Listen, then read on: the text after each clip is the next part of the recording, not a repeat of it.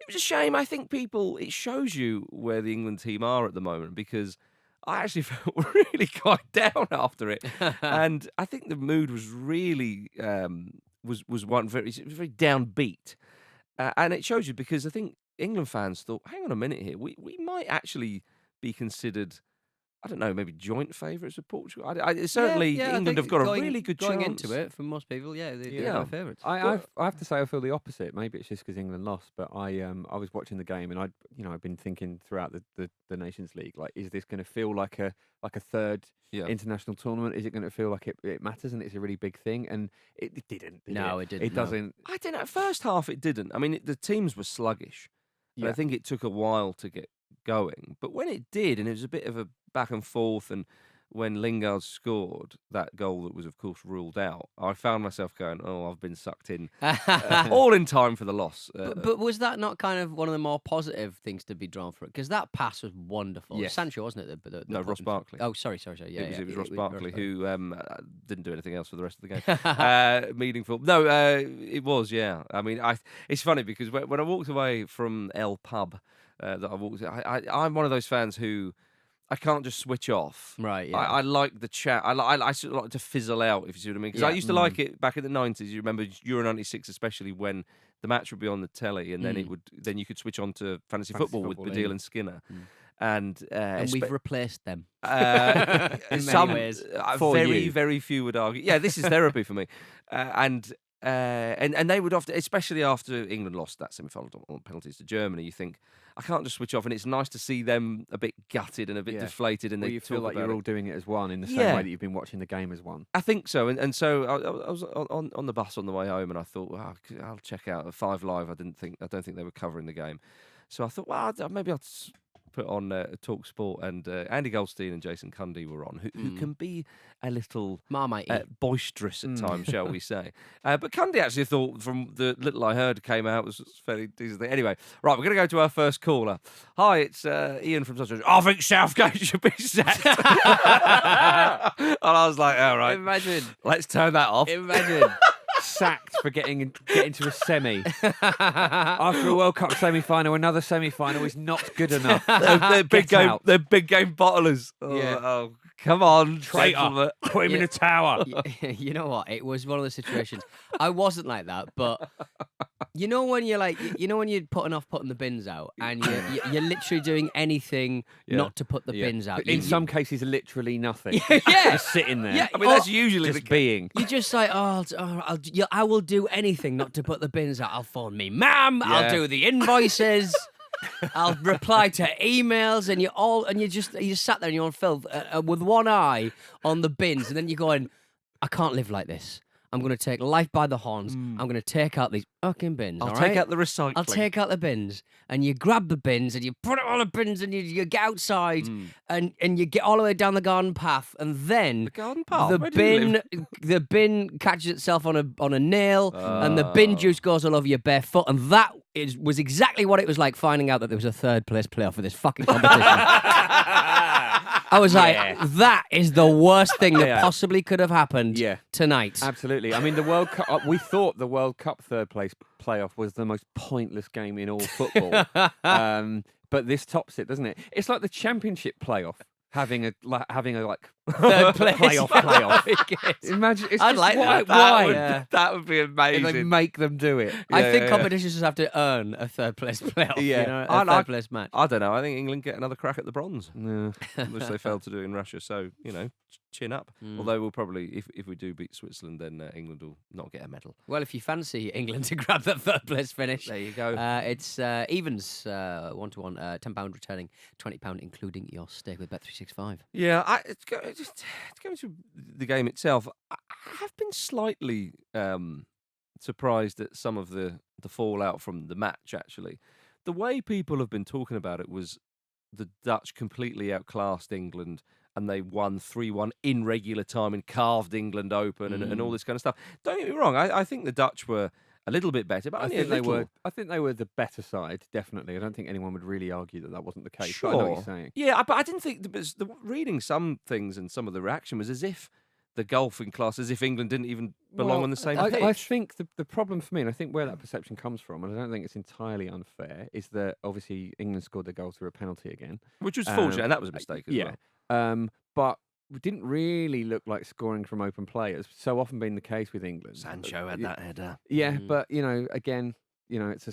But did the Dutch create that much? They pounced on errors. Absolutely, they pounced on errors. But I think it's more that this is a wider problem with England coming back. That I don't dispute that. Personnel, the players like Harry Kane, Raheem Sterling, Jadon Sancho, even the Rashford, players that score goals, players that you consider an attacking threat in the Premier League or the Champions League. Why is it when they come together for England that England feels so blunt and that they're relying on set pieces, almost like a sort of international Stoke sometimes? And that's not to undermine the work that Gareth Southgate has done. I think Southgate would have brought Kane on as early as he did if it wasn't for the injury. But I mean, I think it was just a reminder that in international football, the margins are membrane thin. They're so small that you wouldn't get that. You wouldn't necessarily get that in domestic league football. You wouldn't get someone. Chances are it would come off someone's knee and it wouldn't have gone in after somebody does a spill. It's difficult.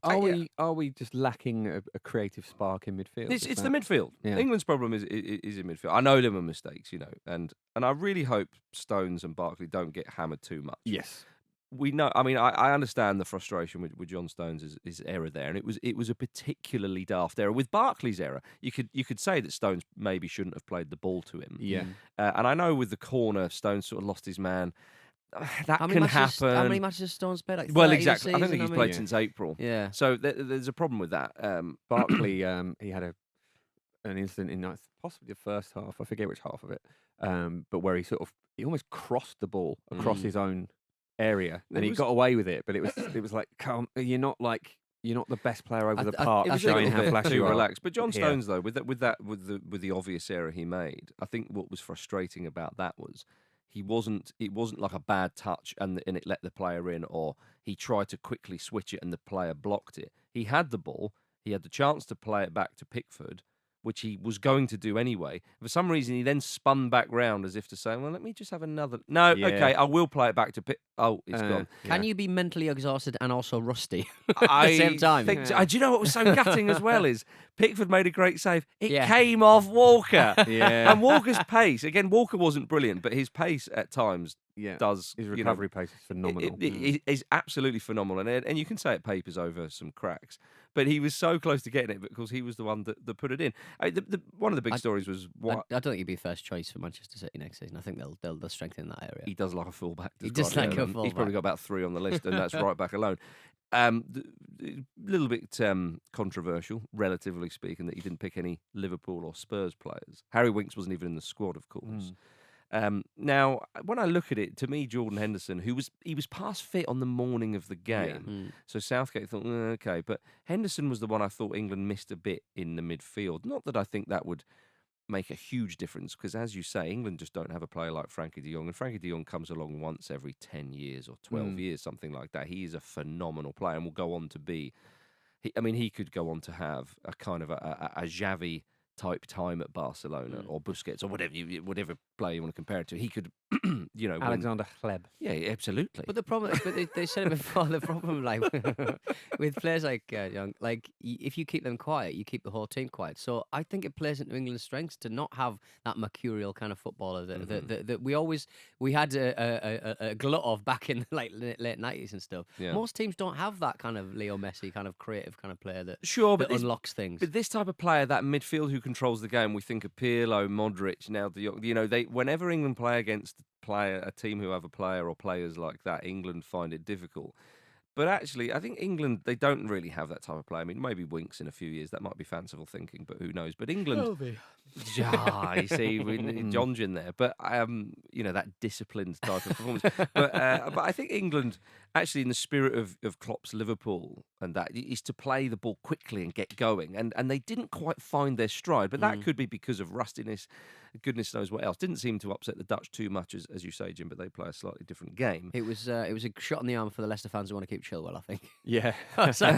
He might go. Oh, he's had a not great match for England. Yes. One of the things I think is sadly going to be forgotten from the game is that save that Pickford made. Yeah. Of that 30-yard shot where he just caught it like Thor catching Mjolnir, like just plucked it out of the air. It was incredible. You don't see it very often. Pickford you actually really had don't. a decent game, I did. thought. Yeah. He made a few saves. I mean, he was so unlucky when Stones did make that error because he saved it. He nearly got him out of trouble. He did at one point ask the referee if he could pick the ball up as it was coming back to him. Yeah, he did, yeah. He's quite thick, isn't he? Quite adorably thick. Can I pick the ball up? Can I pick the ball up? But that Can was I a pick the fair ball one up? because he's not sure if he can. Goalkeepers do that quite a bit. But to be fair, like he was at the back of his 18-yard box to the right. I mean, an indirect free kick, you're just going to pack the box in. They're not going to get anything out of that. Yeah. So. Well, I don't know. But yeah, so where were we? Yeah, I mean, the Dutch, they did dominate the centre of the pitch, no doubt about that.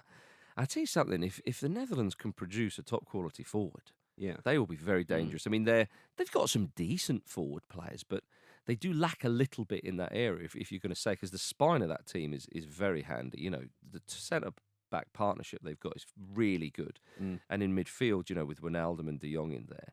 So they really, I mean, they've come a long way in a short space of time. They really, really have. And they have... excuse me, you know, an exciting young feel about them, a little bit of pace in there as well, and some great craft. And England, it's England for many, many years now. It's that craft they miss. But a midfield where you have Declan Rice making his second start for England, or second start. You know, he's not many appearances at all. Then Delph, who's hardly kicked a ball for Manchester City really, and Barkley, who.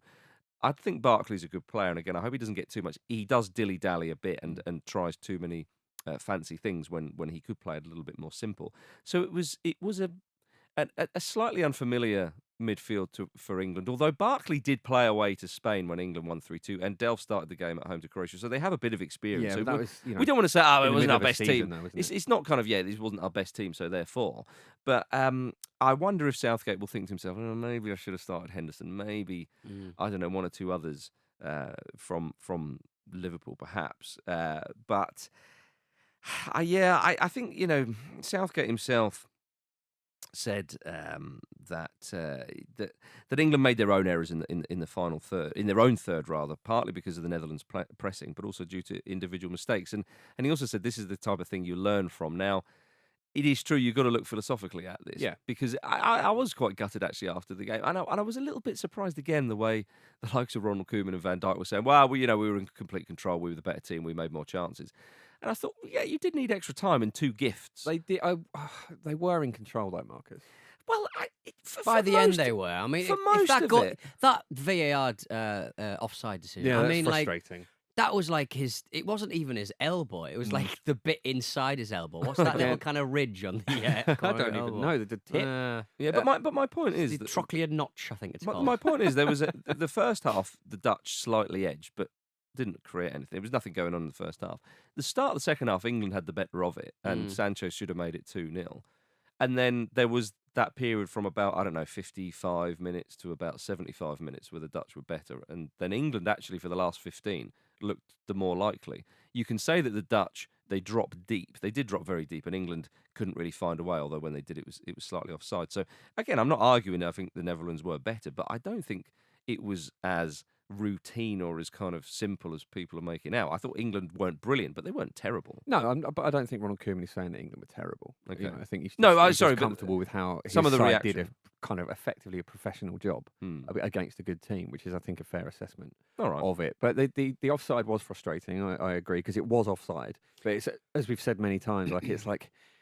What kind of world do you want to live in? What's the point of the offside being that tight? Like the advantage Lingard has is so minimal as to be non-existent. So it's getting in the way of the game being fun. And also, as I said before, technology could solve those problems a lot quicker, especially for the offside, which is a binary choice. It's whether you're offside or off or not. It's a choice there, and it shouldn't take that long to decide. No offside for England. No, that's what I think. And the fact that like the linos keep their the assistant referees keep their flags down until really, really late. It was actually quite grinding for me. So put your pointless fucking flags. Oh God, how have FIFA and UEFA managed to just ruin something so easy and beautiful? Yeah, why really have they? overthought it. Why do they? Maybe they've underthought it. I said before, it's the tech lobbyists that have ruined this bloody game. It's not hard. It's not hard. It is so frustrating. Like if you know, if the goal went in for the Netherlands and it was that tight, I would just think, oh well,